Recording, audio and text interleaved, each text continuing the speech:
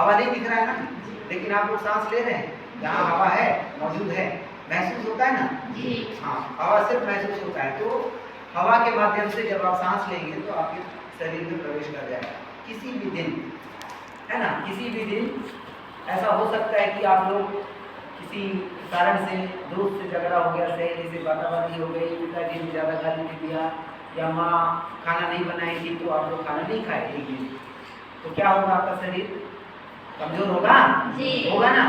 उस कमजोरी की अवस्था को देख करके वो जो कीटाणु है आपके अंदर घुसे हैं ना सांस लेने की वजह से, वो फिर फैल जाएंगे, वो फिर अपना संक्रमण रूप लेंगे। अभी फिलहाल वो आपके शरीर के अंदर होंगे, सभी के शरीर के अंदर होते हैं। वो एक प्रकार है उसका लेटेंट टीबी, उसके लिए अभी गोलियां दवाएं सब दी जा रही हैं पूरे देश में, ठीक है। उसमें क्या है कि अगर मुझे टीबी है तो मेरे पूरे परिवार वालों को गोलियां दी जा रही हैं। वो इसलिए कि सभी के शरीर के अंदर किसी न किसी प्रकार का टीबी का बैक्टीरिया पाया जाता है, किसी भी प्रकार से।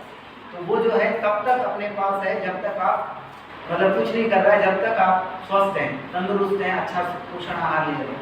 जिस दिन आपका पोषण आहार लेने का, खान पान का तरीका कुछ भी चेंज हो जाता है तो आपका शरीर कमजोर हुआ। WBC और RBC दो प्रकार की चीजें आपके शरीर में पाई जाती है खून में, ठीक है। व्हाइट ब्लड सेल और red blood cell. White blood cell जो होता है आपके रोग प्रतिरोधक क्षमता को बनाए रखता है, ठीक है। अगर वो कमजोर हो गया तो आपके शरीर में कोई भी बीमारी, जरूरी नहीं है टीबी होगा, बुखार हो सकता है, आपको उल्टी हो सकता है, दर्द हो सकता है, किसी भी प्रकार की बीमारी हो सकती है, ठीक है। तो आपके अंदर का रोग प्रतिरोधक क्षमता आपको बनाए रखना है बीमारी से बचने के लिए। अच्छा पोषण आहार लेना है। अंडा कितने लोग खाते हैं? खाओ, अच्छी चीज है ना, मालूम है कि नहीं? हाँ। उसके बाद अंकुरित चना कोई खाता है? खाओ, अच्छी चीज है ना। अंकुरित चना भी अच्छी चीज है ना। सुबह सुबह आप नाश्ते की जगह खा सकते हो, बहुत फायदेमंद है, ठीक है। गुड़ के साथ मिला के खाओगे तो और फायदेमंद है। इस प्रकार की चीजें खाते रहेंगे आप लोग, खास करके लड़कियों के लिए बोल रहा हूँ। लड़कियां बहुत शारीरिक रूप से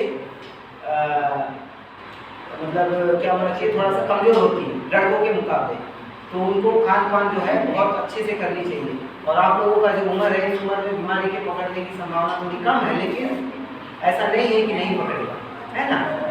मैंने बताया ना हवा के माध्यम से फैलता है। अभी आपको पता ही नहीं है आपके पड़ोस में किसी को टीबी की बीमारी है और आप उसी के साथ घूम रहे, फिर रहे, खा रहे, पी रहे, जो भी है, और उसकी वजह से हो सकता है हवा में से आपके शरीर में आ गया और आप किसी दिन किसी कारण से कमजोर हुए और आपको वो बीमारी पकड़ लिया।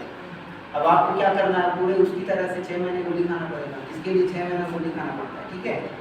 एक्स्ट्रा पल्मोनरी के लिए 6 महीने से 9 महीने तक का गोली खाना पड़ता है। सभी को समान है, बच्चों के लिए थोड़ा अलग का है, लेकिन 6 महीने खाना पड़ता है, ठीक है। किसी को कोई इसमें सवाल करना है तो पूछ। ये जो है डिब्बा है, इसको स्पूटम कंटेनर बोलते हैं। स्पूटम मतलब बलगम, बलगम मतलब समझ रहे हो? जो हम लोग खांसेंगे और उसके बाद जो थूकेंगे गाढ़ा, उसको हम लोग बलगम बोलते हैं, ठीक है। हमारे हॉस्पिटल की भाषा में उसको बलगम बोलते हैं। तो वो बलगम को स्पूटम भी बोलते हैं। ये स्पूटम कलेक्ट करने का, जमा करने का कंटेनर है।